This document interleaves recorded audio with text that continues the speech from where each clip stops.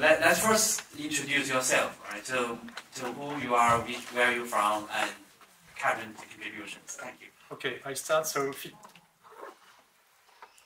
my name is Philippe Consanguier, VP Software Engineering at Orange. I'm Carlo Cavazzoni in Technology Innovation in the team. I'm Luis Velarde from Cloud and Infrastructure Architecture in the technology team in Telefonica. Okay, thank you. So the first question is the current status. Are you today, for example, let's assuming 100% for your cloud native journey for your operator, which percentage you are today? Why is this percentage, and what is the major limitation you are thinking? Can you elaborate which way? Philippe, maybe you go first. Thank you. I can go first. So honestly, I think that we are on the very early days of our journey. Okay. Basically, that's the music. Okay. That's why basically during the presentation that Guillaume and I we gave, we strongly emphasize on our industrial model that is made of two parts. The first one is about the infrastructure, so it has been mainly covered around the Silva topic, but we truly believe that we need two more layers to be successful. So the second one is about what we are calling the network integration factory, that is basically how we are able to deploy and manage the network function lifecycle the GitOps way, and the last, I would say, layer is about the operating model. So we are currently heavily investing to be ready to host the services, but on the journey from 0 to 100%, I would say that we are under the first quarter, if I wanted to be honest, but a strong first 20-25% to be ready when the true cloud-native network function will come to the market. All right, it's very modest. Okay, anyway. So, Carol, I think you'll be more brave, okay? No, if I don't speak about dreams and stay on reality, I would say similar thing because we are really at the beginning of the journey. It is something that we are trying to force, but it's not easy. It's not easy to change the mind of even inside the company, in all the engineering groups. It's quite difficult to change the way the things are done, and also on the vendor side, it's really difficult to change their behavior, because if they are not really forced to have a change, why do they have to make this? So we are really at the beginning of the journey. Okay, so I think Phil mentioned about 3 layers, right? And Carol mentioned about the inside and also outside drive-driven. So this is a different angle regarding how achieve cloud native. Yes, but I agree with the layer, the operation problems, the harmonization of the networking are really problems that are real problems when you are trying to deploy something. Okay. Luis, you are quite needy pioneer, the Telefonica, right? In my case, same as my colleagues, we are at the beginning as well. So, as you said, this is a journey. It doesn't happen overnight, and we have already started. We have already deployed in some of our operations CAS platforms that are horizontal platforms that allow to deploy multiple applications together, but we are basically at the beginning. This is something that we have done some 5G control applications, but we are still analyzing what are the requirements for other domains, such as Open RAN, for instance, and what is needed for Edge, that still is not there. It will come, and how to incorporate all the telco-grade requirements for data plane applications. So we are again in the first part of the first quarter. The main challenge, same as Carlos has been commenting, probably is the lack of a vendor the mindset of the vendors to define cloud native from the design. As I commented in my presentation, this is a big challenge, and this is something that we have to work on it, to all of us understand that when we design an application, we need to consider that it should be running on a horizontal platform. Okay, so before defense from the vendors point of view, yeah, so this is more like criticizing the vendors, not designing cloud native, right? So I will defend it later, but before that, I want to conclude the first question. Have you given the score? Are you also in the 25? What about you?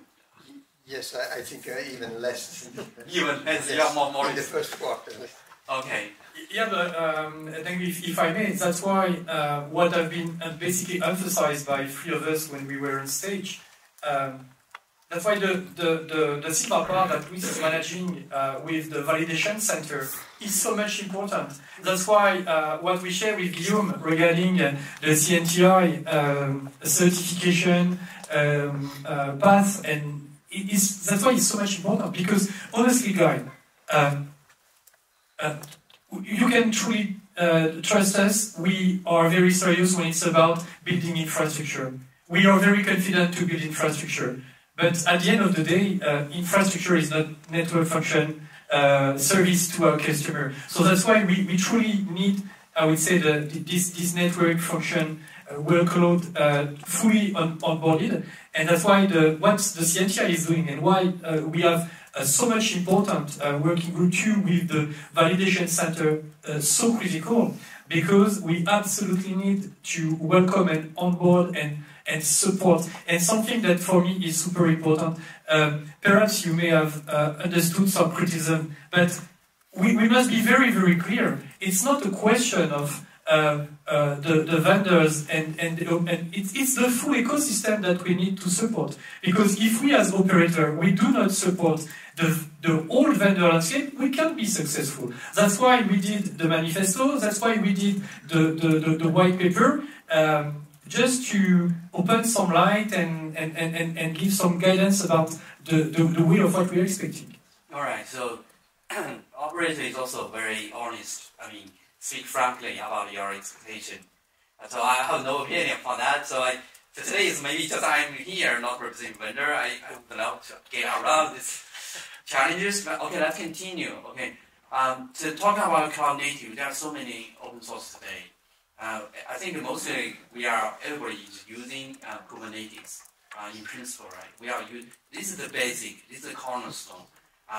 So besides all the Kubernetes, so what else open source are you thinking today is very important and useful, and are you considering to use them in which case? Thank you. Okay, I can answer this one. Yeah, please. Open source is very important for us because it promotes, fosters innovation, it promotes standardization, so it is very good, it helps against vendor locking, as you know, for operators is important.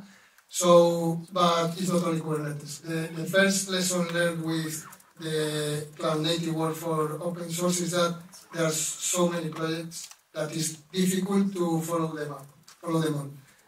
We try to follow them, but we are concentrating in those that we have identified that can give value to build this architecture. Things like Multius, for instance, for data plane acceleration, Kepler for energy monitoring, because in a distributed environment, energy has to be managed, very important. FluxCD, for instance, for intent-based management, Silva is using it. Istio for service mesh. So there's a set of them that we are following. We want to follow them all, and there's new that are coming every now and then. So we are trying to identify all those that can help us. But this four, I think, is an example of things on top of Kubernetes that could help us build this architecture that we have been talking about. Okay, four. Carol, please. I would add to your list also cluster API, that maybe is the one that is in the core of Silva, but not only on Silva, because if you look at almost all the products that are managing the life cycle of cluster, even if they are products from vendors, but most of them are using in the core cluster API. And this is a really an important. You might chime in. So is cluster API has a unified open source cluster API? Yes. You think so today? Okay. Yes, I think so. I think that this is really an open source tool that has been used by everybody because it's working really fine. Yeah, the basic ETSI has a SO 20, right? It's already adopt this kind of open source interface. Please go ahead. Regarding open source, one problem from the point of view of an operator is the support that you can get for open source, because open source is nice. In principle, it doesn't cost, but when something is not working, who is responsible for it? Is there a really active community behind the open source project that is able to maintain it, to evolve it?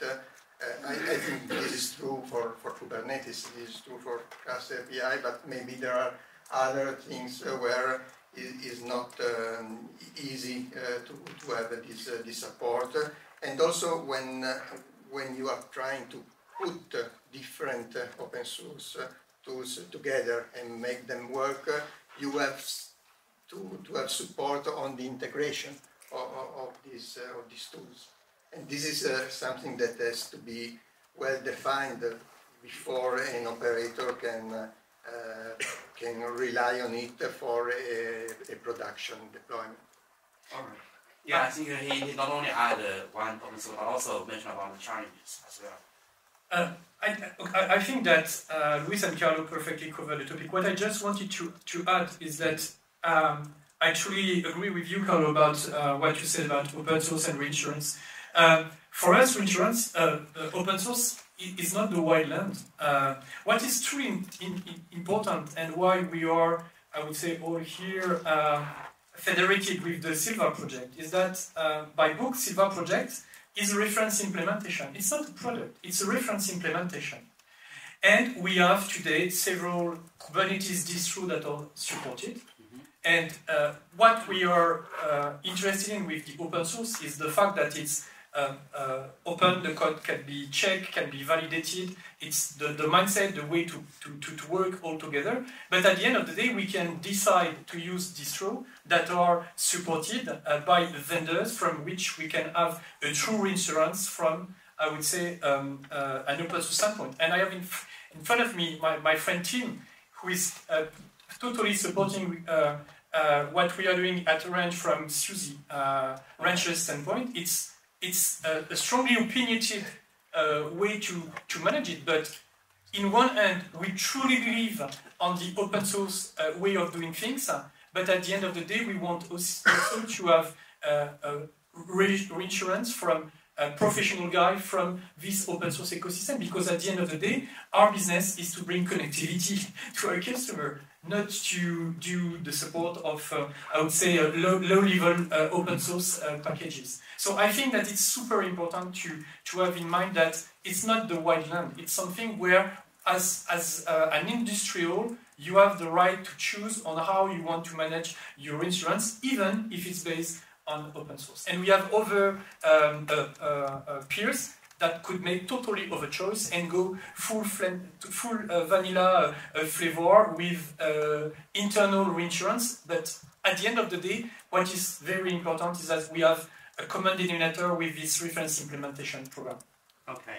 So, yeah, I think I heard today is not just we have favored so many new open source projects, but rather than more like a realistic product, other than Orange to do that product. So this is the different vision. I think we are back to 10 years ago. I think we are more like enthusiastic about it. Open source. Once open source comes out, we are very excited. I think today, I think it's time change, time flies, right? So we are Yeah, clearly. There is also another very positive way behind the open source topic, because if we were been here perhaps only 3 to 5 years back, we won't be here for open source purpose, because to work together we should have signed a kind of joint venture or whatever regulatory mess we can imagine. But what made that we are here all together and all the other in the audience that are part of this initiative, it's because it's open source. The D0 we decided to work together. On D1 we were able because it was open source. Okay. So it's also in the mindset of how perhaps between peers we want to engage and work together and share what we need to have in common. All right. So you also think it's the timing for operators to come together to propose a new unified requirements for the open source. Okay, so that standard can help you to, because open source is already there, and you also think this may be a reference, right? Even standard could be a reference. Are you thinking, because we are today more like standard even, lots of people, every people present either the final page, you mentioned about how we can collaborate. So are you vision of the future, how this standard can really help open source? Yeah, in general, what I think is important is, as Philippe said, that we are getting reference implementation. So the way open source and standardization bodies can help us is in getting a reference implementation, because this means that we will be able to talk the same language, to explain the same things or understand the same things. If we don't work collaboratively, everyone may understand differently what cloud native means.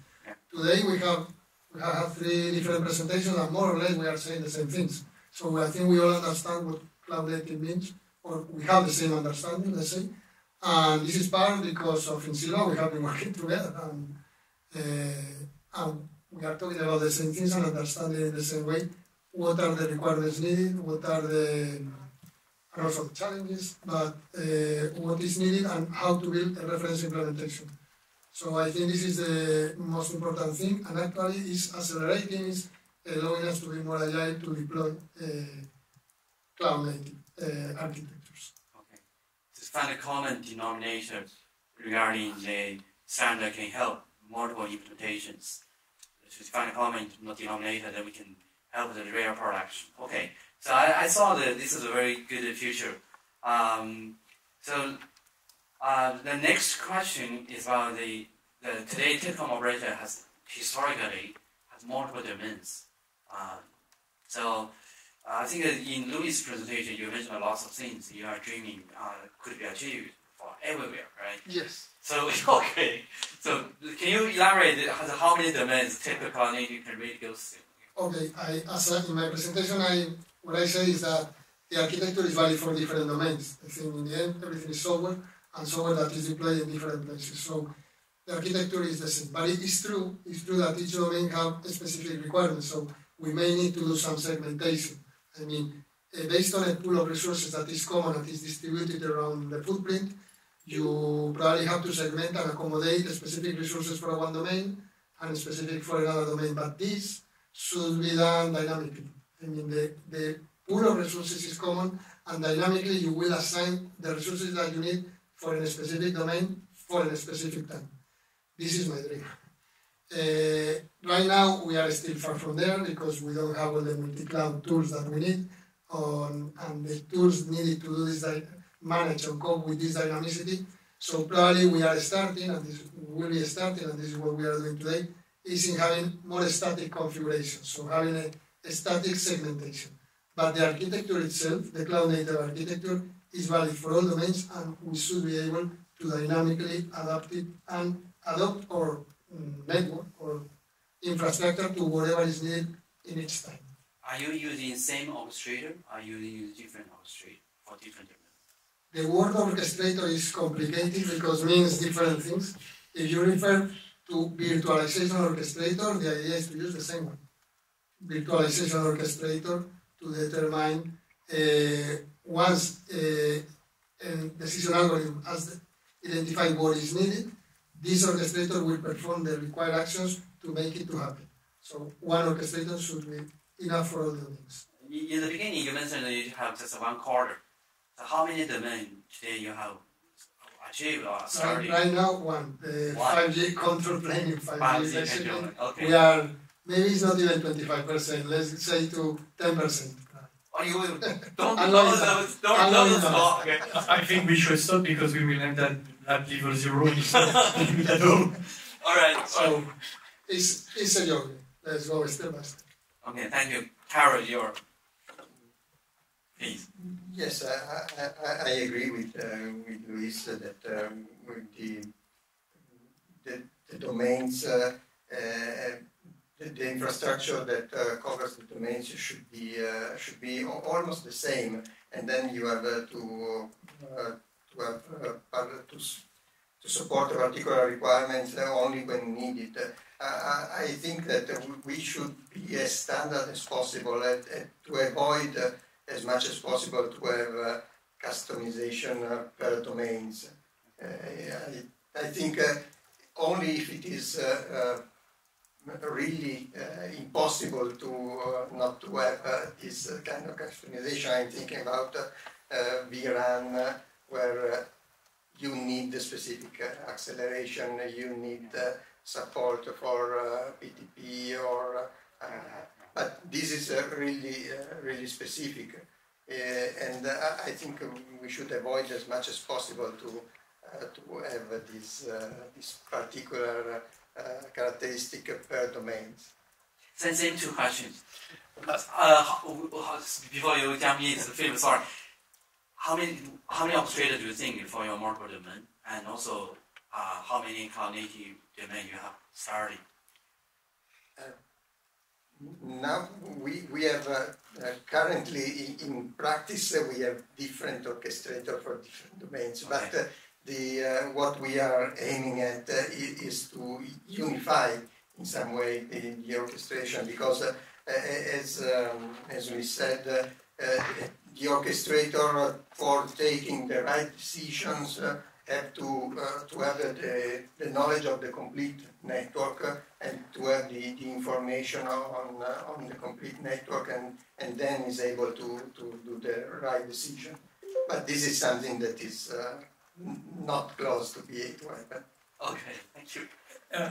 Thank you. If I may, I think that there is perhaps another reason about the percentage that with my colleagues here we shared, is that we as telco, we already have deployed network function, otherwise our customers won't have any connectivity. So it means that it's not because we decided some years back to turn cloud native that in a finger snap the whole ecosystem is turning in our ecosystem and perimeter cloud native. And for instance, if I want to be very transparent with you, honestly today all the countries and affiliates at Orange are running the network function they need. The next big momentum for us will be around 2027, 28, so it means that we are currently working for this momentum. And I think it's super important.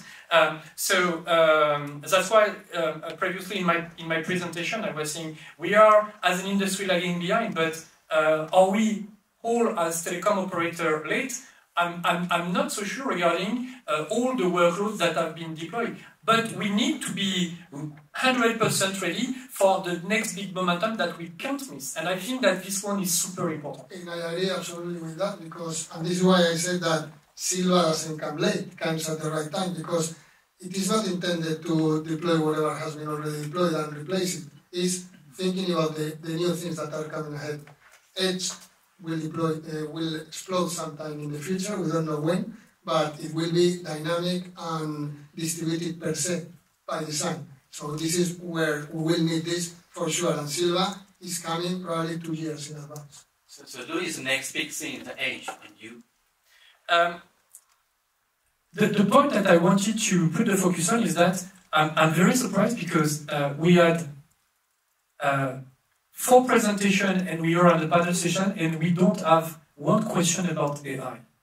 So I'm quite surprised by this, and it's the topic that I wanted to bring to the table, because one of the challenges that we have in front of us is that For instance, with the GPU that we will need to support run at the very far edge of our networks, we'll be able to run AI workloads for B2B market, for instance. So we have a strong question in front of us about the versatility of the infrastructure and its ability basically to run, we say, different kind of services. And for me, the AI is a very, very strong game changer. And I don't know how much of you guys were in Barcelona for Mobile World Congress, but it was GenAI madness, totally madness. But with things that were very, very real. And I asked the question 100% of the time when I had presentation about 100% GenAI-based closed-loop reconciliation process, and on which kind of workloads are below, and cloud native at the infrastructure and at workload level was, I would say, requirement absolutely number one, and intent. Otherwise, it's absolutely impossible to have the closed loop and to have the GenAI interacting with what we need to have automated. So I think that this GenAI topic, I think that 1 year back, we have no idea where we will be today. I think that no one in this room is able to predict what we will have in less than 24 months from right now. So we need to have this also in the target. Okay. Yeah, so I think sort of will be the next kind of topic for you, and I will give more space for. But you already started. Carol, you have something. What is the next big thing for you? Because the AI and age, they mentioned already. Well, I don't know if I can add other things, because also in our opinion, no, this is a dream, but we hope to solve it. No, I think that the AI topic is really important. We have time, right? 2 minutes. Oh, really? Okay. It's too short. I mean, any question from audience? I will match. A very quick one. I think all of your gentlemen agree that we need like a cloud continuum, but in fact we have different standard development organizations that are actually defining telecom cloud for different domains. For example, we have ORAN defining, for vRAN, telecom cloud infrastructure, and also orchestration. We have ETSI NFV has traditionally, working on core network, and now moving towards, more domains, and also including vRAN. So, and you guys are also talking about, having a unified orchestrator. So how would you see that, different organizations are actually doing things very differently, and how that could be, a bottleneck, or how would they actually jointly achieve your goal of unified orchestration and the cloud continuum? I don't know, because you are right that there are many organizations that are defining things that are quite similar and with the same objectives. The only hope that I have is to have cooperation between these different entities. Is the only way, because otherwise it would be impossible to have a unified view. One hope is that many of the participants in some organization are the same in other, and maybe they can create a relationship to harmonize the view at least as much as possible. Okay. Please. Yes, and I agree with that. Since we are more or less participants in different organizations, we can align together. In the case of Open RAN, for instance, the Oran Islands, the O-Cloud somehow is not that different from the ETSI MANO, no? It relies on the ETSI MANO. So working in this direction, we can all of us have a similar definition of what is needed. But of course, the same as with open source, there are many projects in standard ways. There are also different bodies that are doing similar things. But we should try to align. And if I just want to add one word, About orchestration, what we have today is that the reality is that what is running into our networks are mostly VNF. And VNF by design are truly different from the CNF.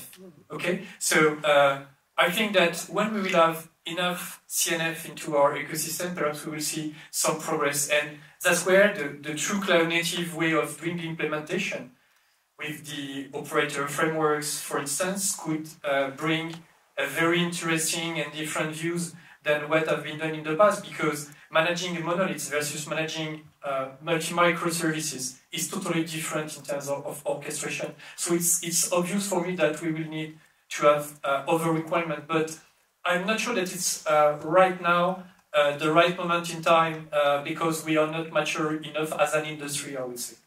Just to add this word. You want to add more questions? Okay, yeah. Please, ladies. Yeah, it's really the continuity of this question because I'm wondering, now we are all focusing on how to adopt cloud native and make it a reality. But we know that, for example, if I take the security point of view of cloud native technologies, we know they have a lot of open issues related to isolation. And if we want to deploy some security critical services, we have to put them in virtual machines because by design, they are not, the cloud native technologies, they are not as secure as virtual machines, for example. And this makes me wondering if we have this mature technology which is deployed, we will need another technology to cover the issues of the cloud native. And my question is, do you see what is the future of the cloud native? Is it more data plane integrated for AI requirements to have accelerations? And finally, to have this adherence to the hardware, because we need acceleration? Or is it more finally, we continue in the cloud-native direction and make the hardware be as,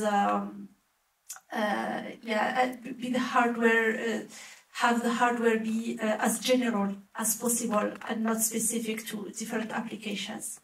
For me, this generality is it's difficult to have it all, to make it all with acceleration for AI, with isolation for security.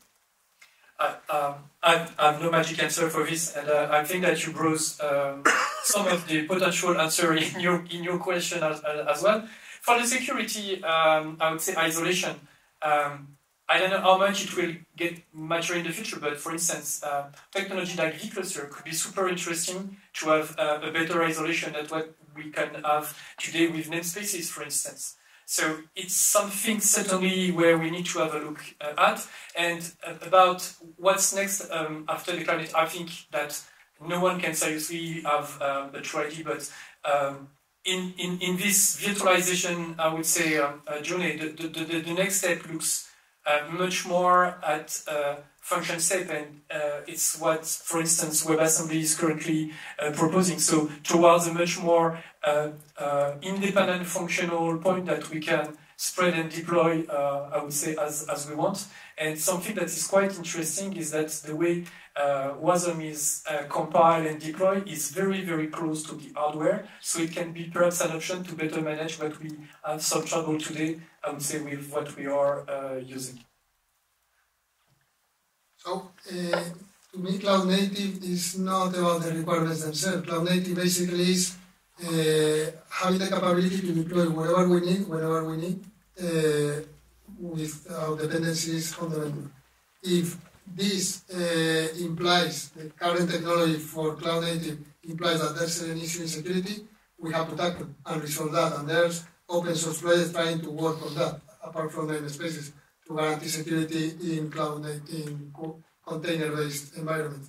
So having no security doesn't mean no cloud native.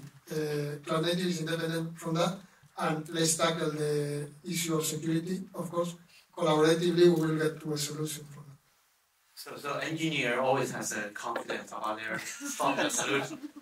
Anyway, please, last word for today's panel. I think we have used cloud native discussion today.